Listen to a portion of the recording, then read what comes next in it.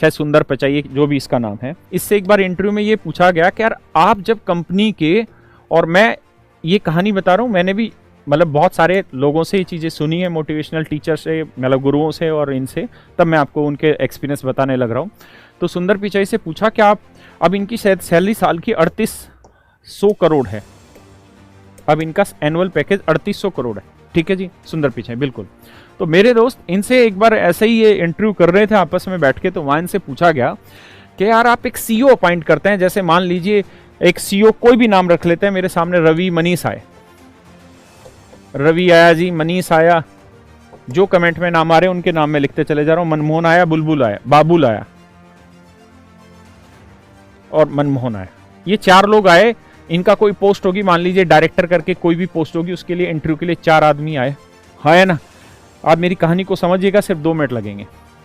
रवि ने एक कंपनी थी एबीसी, इससे पहले वहां पे काम किया था और इसने जबरदस्त काम किया, 1000% इसने ग्रोथ दी कंपनी को, और आज वो कंपनी 8-10 हजार करोड़ की मालिक है।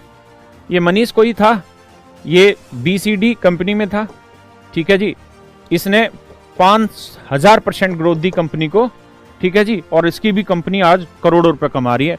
ऐसे ही बाबुल की भी कंपनी थी, इसकी BCDE लिख लेते हैं, इसने भी बहुत पैसा कमाया। ऐसे ही इसकी मनमोहन की थी, इसने भी बहुत पैसा कमा के दिया। यानी चारों के चारों जो कैंडिडेट आए, चारों के चारों खतरनाक थे, चारों के चारों जबरदस्त थे। मतलब चारों के चारों का एक्सपीरियंस इतना तगड़ा था कि जिस कंपनी में डायरेक्टर बने या अच्छी पोस्ट पे गए, वहां पे इन्होंने धुआं उठा दिया और वहां इन्होंने अच्छा खासा पैसा कमा के दिया गवर्नमेंट को, मतलब उस कंपनी को। अब सुंदर पिचाई जी से सवाल ये पूछा गया कि यार ये कैपेबल है, इसमें दो राय नहीं है, ये भी कैपेबल है, इसमें दो राय नहीं है, ये भी कैपेबल है, ये भी कैपेबल है, इक्वली एजुकेट हैं, साथ के साथ इक्वली इन्होंने इंप्रूव करके दिखाया है अपनी स्टेज को, अपनी कंपनी को, और बहुत बढ़िया से इन्होंने ग्रो करके दिखाया। तो आप इंटरव्यू में इनसे ऐसा क्या सवाल पूछने वाले हैं जिसके थ्रू आप इन चारों में से किसी एक का सिलेक्शन करने वाले हैं? किससे सवाल पूछें?